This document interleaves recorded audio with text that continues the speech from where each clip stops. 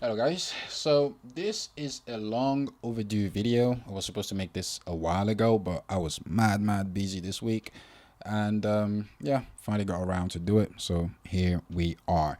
This video is mainly for Neilper and EC, who seems to be struggling with ICT's market structure for advanced technician.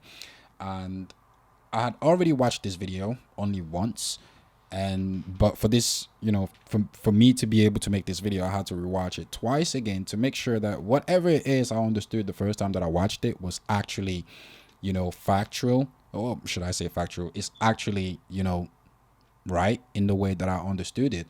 But also, I wanted to, should I say, figure out what could be or what is it with that video or with the way ICT explained it that makes a lot of people being, find it that hard to understand. Because even when you go in the comments of the video, there's a lot of people in there that are saying that, oh, this is complicated, this is that. And even Dominic, the first time that he watched it, Dominic was like, oh, he's just talking a lot of shit, I don't know what he's talking about, right?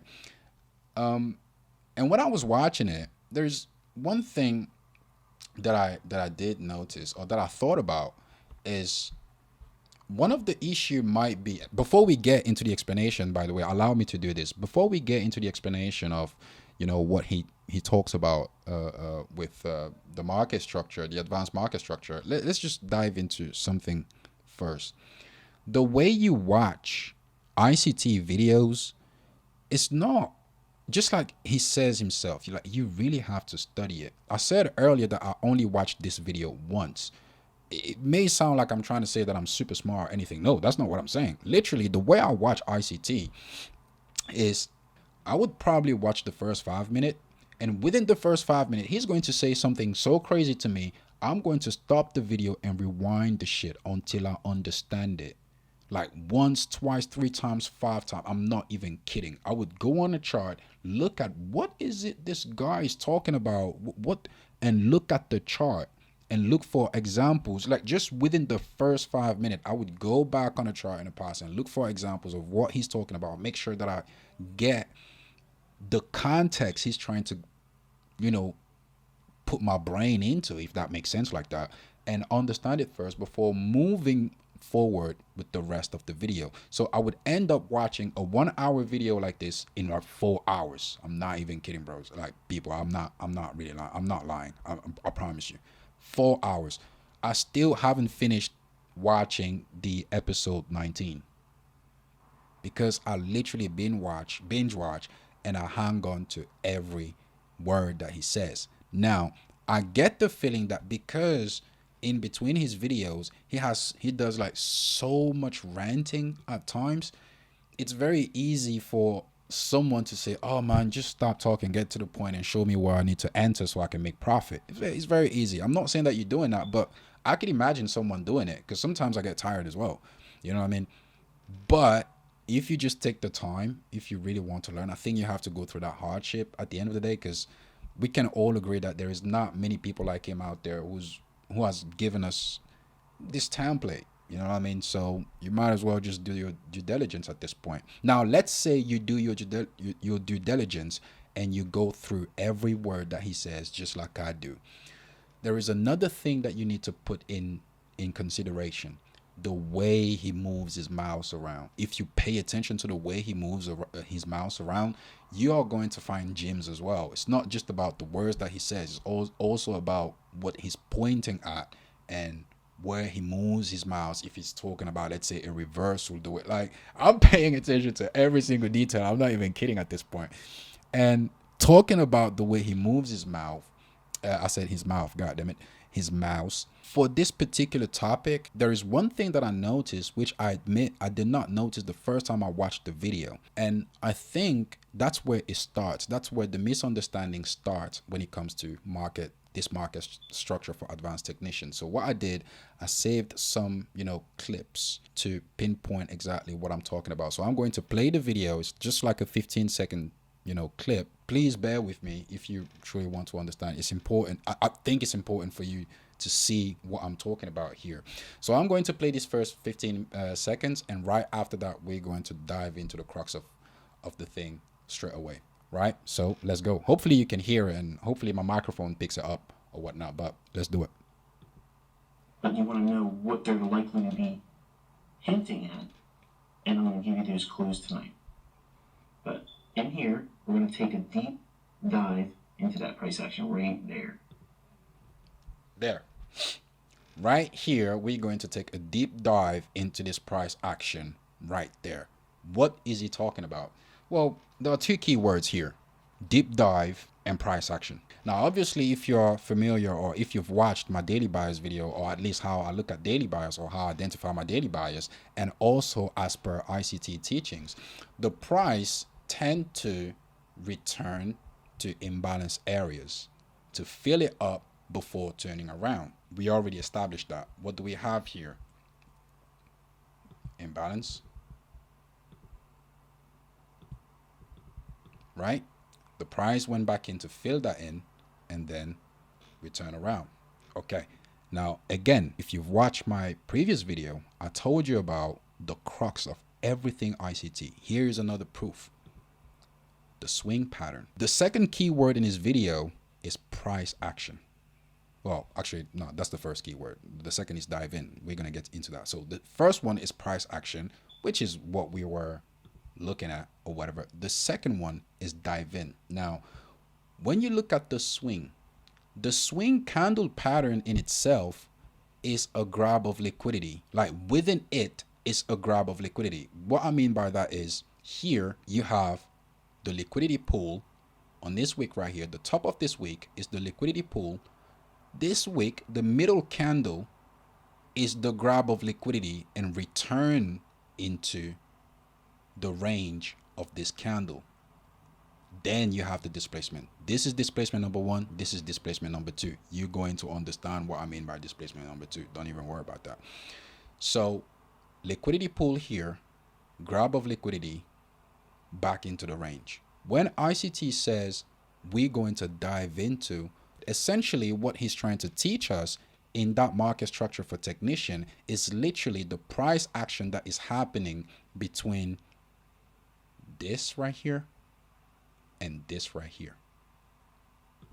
On the chart is the price action between this right here and this right here. If I box it up, it's going to be this right there. Once the liquidity of this liquidity pool has been grabbed, what is happening inside of here for this displacement to happen?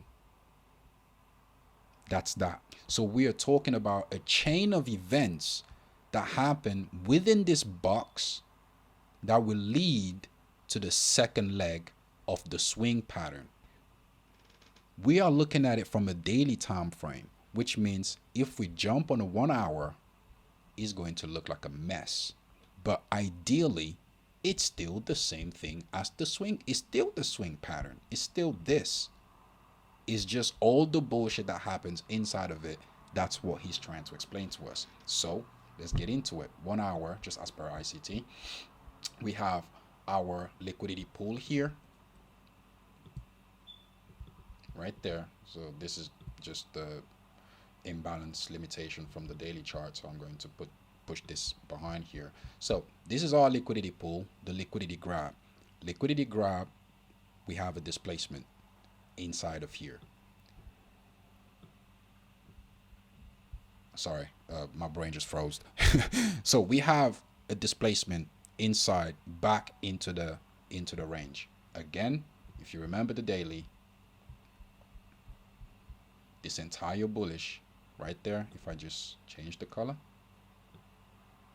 I'm sure you know this. I'm sure you already know this, but just for the sake of explaining and touching on all the points that I thought about, I'm just going to mention it still. So this is that entire candle to the upside. We grab the liquidity and we come back inside of this red box range. All right. What is this? ICT signature. Let's just pause there. Let's go back to ICT and let's hear from himself what he says about that area. 20-second clip, and Again, bear with me. I feel like this is the best approach to explain, ICT concepts. So let's get into it.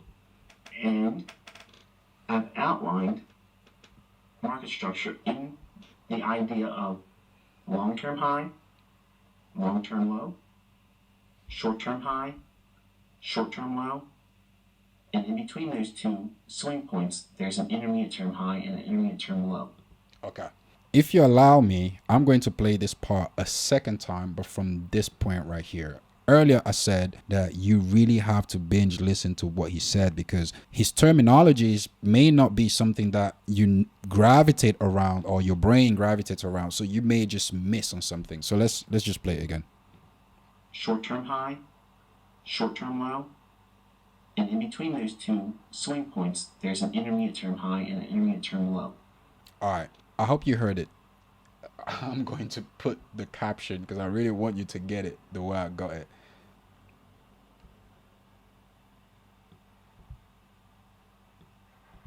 Here. And in between those two swing points. That's it. And in between those two swing points, please remember this part where he says this. In between those two swing points, right? So we have an ICT signature here already. And from his own words, soon as he gets the swing point, which he expects anyway, because we are trading within a daily imbalance where he expects something like this to happen. So soon as he gets that, his brain turns into, okay, at this point, we have the displacement, we have the grab of liquidity, displacement, take out the breaker, this one right here becomes our long-term high. In this example, if we were bullish, it would be the long-term low. But in this example, as per ICT, is the long-term high. Soon as the displacement ends, as per his signature, soon as the displacement ends, we have a long-term low. So the displacement ends here, and the way you know about the end of the displacement is if, again, you get a swing to the low side. This is a swing in itself. All right, you get a swing. Well, technically, actually, let me just correct myself on that one. Sorry, this right here is your swing right there. This middle candle, I hope, let me just zoom out. This right here is your swing. Okay, that delineates the end of this displacement. And he calls it long-term low. Now, this right here, if you have to draw it out, is going to look like we are going up, blah, blah, blah. And then you have the grab of this liquidity and we drop. That is the signature. Now, as per his signature, what does he say? Soon as we break below, or soon as we grab liquidity, we have the displacement, we break below, we go below the breaker. What do? You wait for a trade within the imbalance, wherever the imbalance resides in this point. And I'm going to touch on that because sometimes the imbalance can be all the way right there and the market taps in here and drops or whatever. But for the time being, let's say the imbalance is here. We tap into this. Now, going back, let's go back to the video. In between those two swing points, which two swing points is talking about? The long-term high and the long-term low. Swing point, swing point. In between those two, he expects an intermediate term high and an intermediate term low. Let's play that. There's an intermediate term high and an intermediate term low. Okay. There is an intermediate term high and an intermediate term low. How does that intermediate term high and that intermediate term low gets formed?